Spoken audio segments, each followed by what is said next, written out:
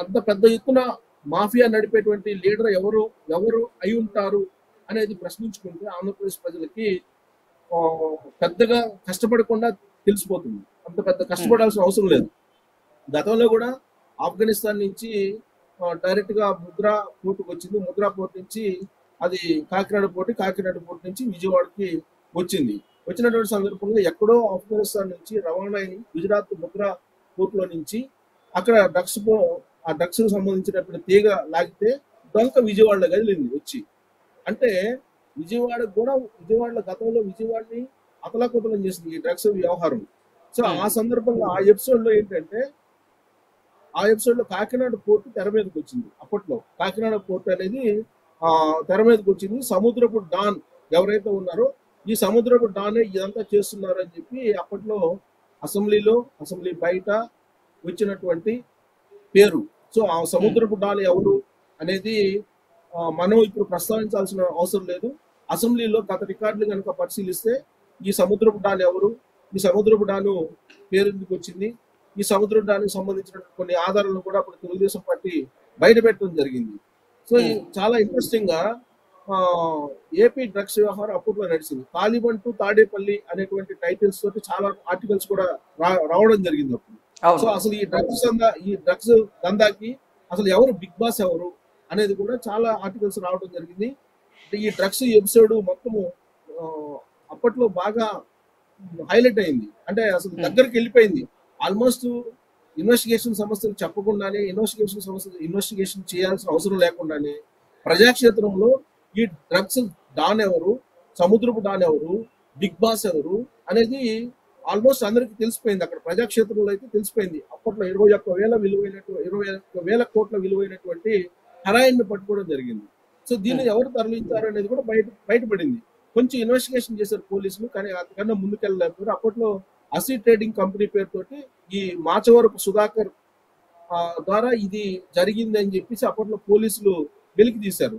ఆ తర్వాత ఆ కేసు ఏమైందో కూడా తెలియదు. సో ముద్రా పోర్టులో డ్రగ్స్ స్వాధీనం అనంతరం కేంద్ర సంస్థలు ఏం చేసినాయి అంటే అప్పుడు తనిఖీలు చేపట్టాయి.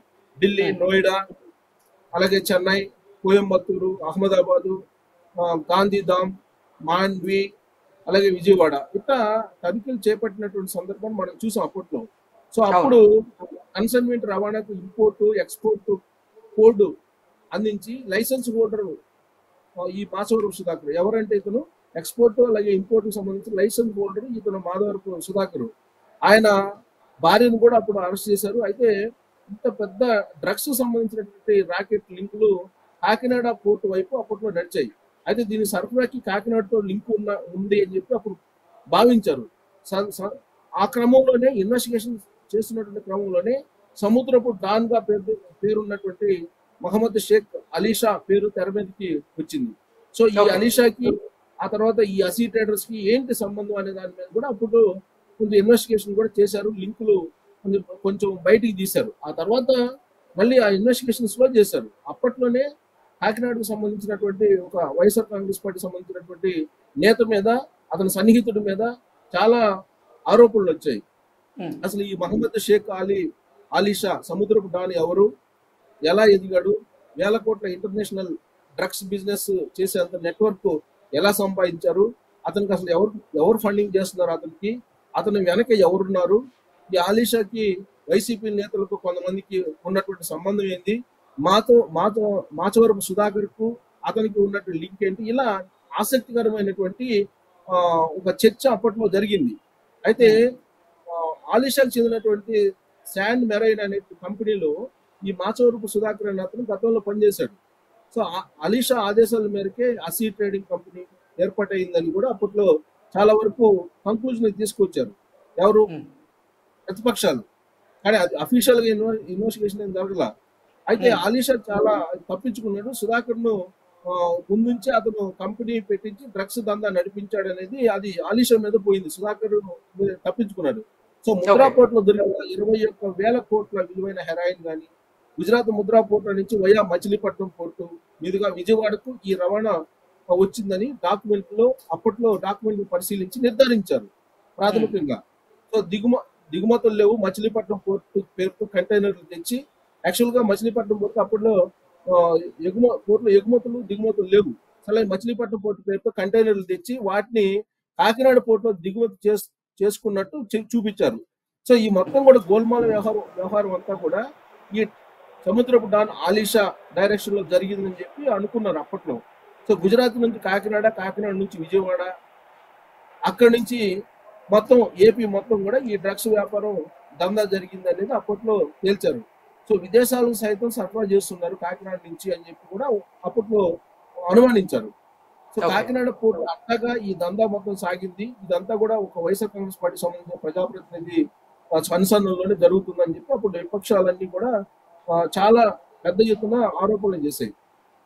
సో ఆలీషా ఎవరు అసలు అంటే, కాకినాడ పోర్టులో మెరైన్ కంపెనీలో ఆలీషా గతంలో ఒక ఆఫీస్ బాయ్ గా పనిచేశాడు అతను. సో ఆఫీస్ బాయ్ గా పనిచేసి ఆ తర్వాత డాన్ గా ఎదిగాడని చెప్పి విచారణలో తేలింది. ప్రస్తుతం అయితే శాన్ మెరైన్ సహా పలు కంపెనీలకు ఆయన ఓనర్ గా ఉన్నాడు. అధికార పార్టీ నేతలతో ప్రమేయం ఉందని చెప్పేసి అప్పట్లో ఒక అభిప్రాయానికి వచ్చారు. సో లేకపోతే ఇంత పెద్ద ఎత్తున వేల కోట్ల రూపాయల డ్రగ్స్ రవాణా కానీ చేసేటువంటి అవకాశం లేదు ప్రభుత్వ పెద్దలతో కనుక సంబంధాలు లేకపోతే. సో అప్పుడు విచారణ జరిగినటువంటి సందర్భంగా పోలీసులు కొంతవరకు దీన్ని కొంత విచారణ చేశారు, కానీ డ్రగ్స్ కేసును డిఆర్ఐ విచారణ చేస్తుంది. యాక్చువల్ గా డిఆర్ఐ విచారణ చేస్తుంది డ్రగ్స్ కేసుని. సో డిఆర్ఐ చేయాల్సినటువంటి అవసరం ఉంది. విజయవాడ సిపి స్టేట్మెంట్ ఎందుకు ఇచ్చినట్టు అని చెప్పి అప్పట్లో విపక్షాలు కూడా క్వశ్చన్ చేశాయి. డిఆర్ఐ కదా ప్రకటించాల్సింది, విజయవాడ సిపి ఎందుకు ఇట్లాంటి స్టేట్మెంట్లు ఇస్తున్నారని.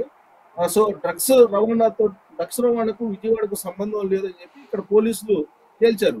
అసలు డిఆర్ఐ తేల్చాల్సింది, అసలు ఎందుకు ఇక్కడ పోలీసులు తేలుస్తున్నారనేది అప్పట్లో వచ్చినటువంటి ప్రశ్న తెలుగుదేశం పార్టీ నుంచి కూడా. సో అప్పుడు డిఆర్ఐ చేయాల్సింది వీళ్ళు చేశారు కాబట్టి అనేక అనుమానాలు వస్తున్నాయని చెప్పి అప్పుడులో విపక్షాలు చాలా వరకు ఈ ప్రజాక్షేత్రంలోకి తీసుకెళ్ళడానికి ప్రయత్నం చేశారు.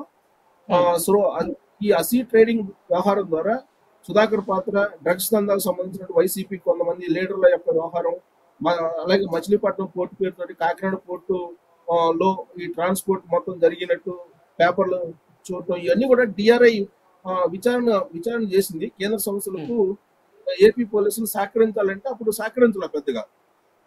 సో దాంతో ఆ కేసు అలాగూ కోల్డ్ స్టోరేజ్కి వెళ్ళిపోయింది, ఆ కేసు అటకెక్కిపోయింది. సో ఇప్పుడు సీన్ కట్ చేస్తే మళ్ళీ ఇప్పుడు బ్రెజిల్ నుంచి దాదాపు ఇప్పుడు పెద్ద ఎత్తున 25,000 కోట్ల రూపాయలు విలువైనటువంటి ఈ డ్రగ్స్ బయటకు రావడం జరిగింది. సో ప్రాథమికంగా ఏంటంటే ఇదంతా కూడా సిబిఐ చేపట్టింది కాబట్టి ఇప్పుడు సిబిఐ మొత్తం టేకప్ చేసి దీన్ని బయటకు తీసుకురావాల్సిన అవసరం ఉంది. అయితే ఒకటేంటంటే గత చరిత్రను కనుక తీసుకుంటే డ్రగ్స్ సరఫరా కానీ, డ్రగ్స్ సంబంధించిన పంపిణీ కానీ, డ్రగ్స్ దందా కానీ, ఈ సముద్ర డాన్లతోటి పరిచయాలు ఉన్నటువంటి వాళ్ళు కానీ వైఎస్ఆర్ కాంగ్రెస్ పార్టీ ఉన్నటువంటి కొంతమందికి సంబంధాలు ఉన్నాయి అనేది అప్పట్లో డిఆర్ఐ కానీ లేదంటే ఇతర దర్యాప్తు సంస్థలు అనుమానించాయి. సో ఇప్పుడు బయట రావాల్సింది. అందులో ఇది ఇప్పుడు ఎలక్షన్ టైం. సో ఈ ఎలక్షన్ టైంలో ఇంత పెద్ద ఎత్తున డ్రగ్స్ దొరికాయనంటే ఇది ఆషామాషిగా చేసినటువంటి చీకటి వ్యవహారం అయితే కాదు. ఇది ఖచ్చితంగా దీని వెనుక కొంత రాజకీయపరమైనటువంటి పెద్దలు ఉన్నారు. దీన్ని సిబిఐ బయట పెట్టాల్సినటువంటి అవసరం అయితే ఉంది. మొత్తం మీద ఈ డ్రగ్స్ వ్యవహారం బయటకు వచ్చిన తర్వాత కొంతమంది వైఎస్ఆర్ కాంగ్రెస్ పార్టీకి సంబంధించినటువంటి నేతల్లో కానీ, వైఎస్ఆర్ కాంగ్రెస్ పార్టీకి సంబంధించినటువంటి డాన్స్ లో కానీ, వైఎస్ఆర్ కాంగ్రెస్ పార్టీకి సంబంధించి ఇంపోర్ట్లు చేస్తున్నటువంటి కొంతమంది మాత్రం కొంత అలజడి చెందుతున్నారని మాత్రం మనం చెప్పవచ్చు. ఇప్పటి వరకు మనకు ప్రాథమికంగా ఈ బ్రేకింగ్ న్యూస్ చూస్తే కనుక ప్రాథమికంగా అందుతున్నటువంటి సమాచారం ప్రకారం బ్రెజిల్ నుంచి ఇది విశాఖ పోర్టుకి రావడం జరిగింది. సో దాన్ని పట్టుకోవడం జరిగింది, సీజ్ కూడా చేశారు. కాబట్టి ఫర్దర్ ఇన్వెస్టిగేషన్ జరగాలి.